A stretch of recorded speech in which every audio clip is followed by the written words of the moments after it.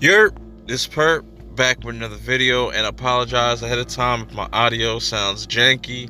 I don't got my headphones in right now. I'm just using the mic from the phone. And I'm in my car, so it might sound kind of weird.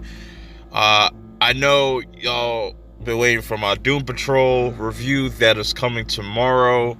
I just figured I'd take a break this weekend on videos. Had a lot going on this week and whatnot. But I had an itch to make this video, and this video is about, is The Promised Neverland a masterpiece? And for me, it's easy. It's easily is a masterpiece. And it doesn't take that much for a show or anything to be a masterpiece. It's like it has to check certain boxes for me. Story, characters, overall, premise, and The Promised Neverland has all that. I don't have many boxes to check, but if you could check like those three boxes, for me, you're it's definitely an A plus for me. You got characters like Norman, Emma, and Ray that just, after watching 11 episodes, and mind you, this is only 11 episodes, you get so much from these characters, so much depth, so much, insight into their personalities and what's their weaknesses, what's their vulnerabilities. And it's really crazy how you've got Norman, the probably the smartest one out, pretty much the smartest one out of the bunch. Then you got Ray, which is, he's smart, but he's kind of reckless in a way. I'm not going to spoil like exactly what I mean by that, but and then you have Emma, which is, she's the athletic, everybody has their use. If one of them were to, if even one or two of them were to disappear, like the one would struggle. Norman can't go on without, Norman can't go on without Emma and Ray. They're essential to his character. And that's why I like this trifecta of these three characters, because they really bring a lot to the show. And I feel like I've been watching these characters for a long time, knowing it's only been 11 episodes. And with the final episode of the season coming up this Thursday, which I will have on this channel, be on the lookout for that.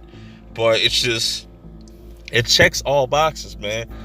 From the story to the premise to how they utilize characters. It's just a really in-depth show, and it has a lot for it to be for it to only be like 20-something minute episodes. They give us a lot, and I can appreciate that, because most shows, they kind of half-ass it and don't really, they introduce a character and don't really do nothing. Here, they utilize their characters, their big three, very, very well. And if you guys have not checked out the show, I highly, highly, highly recommend you do so, because this is definitely something special, a completely different take on shonen, the shonen genre in general.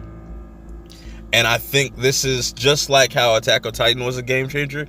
I think this is also going to be a game changer going forward, because it's one of those shonen anime you don't need like Key Blast, or you don't. There's no like Dragon Balls. There's nothing that I like. Shows like this that have stakes, man. And I think that's another number one, another plus about this show, is that it has stakes. A lot of these shows don't have stakes, and they're just there to entertain you. They just write some ass pull in there just to keep the viewers entertained. But this keeps you entertained, but also tricks you a lot, man. This show does a very good job of just really flipping on you at last minute or the last second, you might think you have it all planned out in your head, but they're soon going to flip it on you. Like, they do this constantly, and it's executed very well. But yeah, that's my just 2 cents. I don't want to spoil too much. You guys could go check this out for yourself and let me know what you think. But me, I think it checks all boxes for me to become a masterpiece. I know it's a little bit too soon, but just based off these 11 episodes, I'm blown away, man. Like, there's really nothing like it. It's its own type of show. Like, it's its own different type of storytelling, I should say. It's a whole different vibe. Just like how Attack on Titan is, and that's why I love Attack on Titan. Attack on Titan to me could be also considered a masterpiece. For some other people it's not, but I like a lot of story-driven type of stories. But I understand, because we're living in a new type of age where we have a lot of newcomers to anime where they just like the straight up action. They don't really care about the story, but it's shows like these that bring it back to what made anime dope. You know, not only can they give you dope action and suspense, they put the cherry on top with the story, and that's exactly what this show does for me. It brings me back to how things used to be. But, you know, that's just my 2 cents of the things. What do you guys think? If you've checked this out, let me know what you guys think in the comments below. And like I said, go check this out, man. It's a fire show. You will not be disappointed. So the next video, I'm out.